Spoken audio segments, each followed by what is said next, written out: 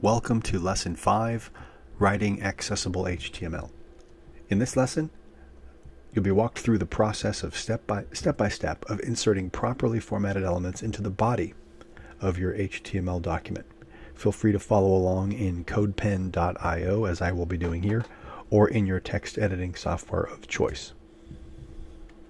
So we're going to begin learning the elements that are visible to site visitors, elements in the body tag portion of your HTML document. So first, let's take a look at headings.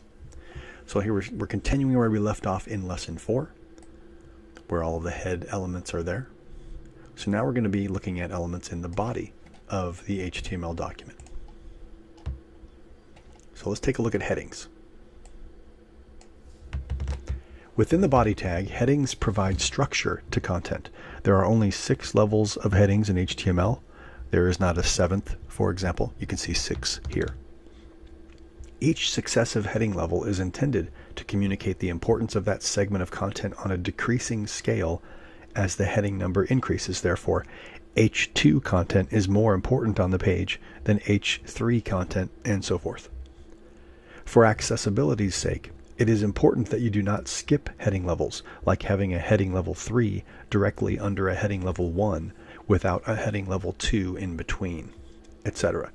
And you can only have a single heading level 1 tag per HTML document.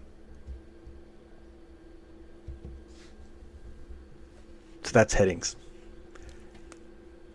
It is also important that you do not use styling in cascading style sheets, CSS, or with font tags or any other method to indicate importance with size of font or bold. That does not indicate structural and semantic meaning as HTML is intended to do. It only provides a visual indicator, which is not sufficient and is not valid HTML.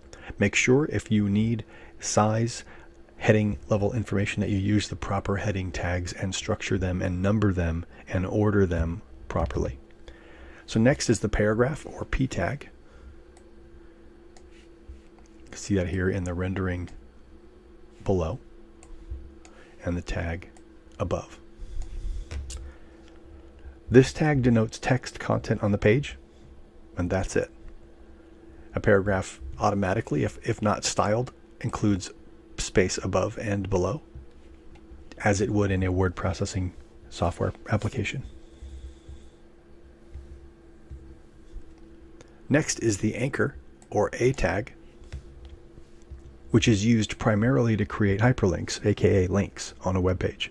The attribute used in the A tag to reference the web address to which you want to link is the href attribute. Attributes such as the attribute href, shown here, are used as follows. Attribute equals, and then value of the attribute in double quotes. The attribute is followed by an equal sign, double quotes, and then the value of the attribute is placed within those double quotes.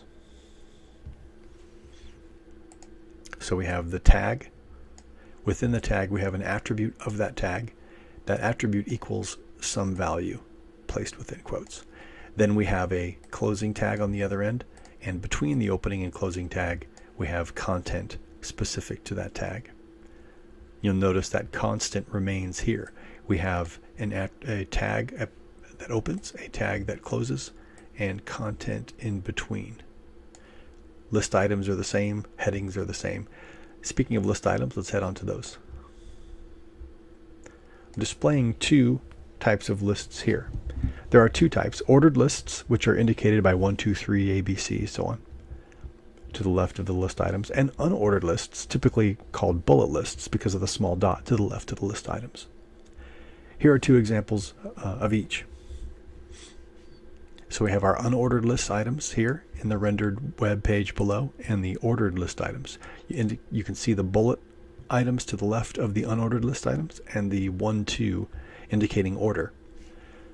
Here's what the code looks like for those 2 lists. An unordered list is a UL tag with a matching closing UL tag, and nested list items, which are LI tags, which are also closed. The content of the list items are placed between the LI tags. So you could place links here, you could place paragraphs, images, any number of things. The importance of HTML lists is that you do not use empty lists Do not use them for layout purposes. An empty list is invalid HTML. Don't use them for layout purposes. The semantic or structural meaning of lists is when you have items that are similar or associated for some reason. And so they have a purpose of being grouped together. An ordered list, OL tag, has the same list item tags as an unordered list, UL tag. There's just a different opening and closing tag surrounding the list. And so the difference between an unordered list and an ordered list is fairly obvious, but just to state it here, an ordered list indicates a progression or an order of importance in addition to the association of the items being grouped together in a list. So that's pretty much it for this particular section of elements within the body of an HTML document for lesson 5. So I would encourage you to go back through these various tags, notice the way that they are displayed on a page, test them, try them out yourself, try different combinations of them just to see what they look like, how they work, and I will see you in lesson 6.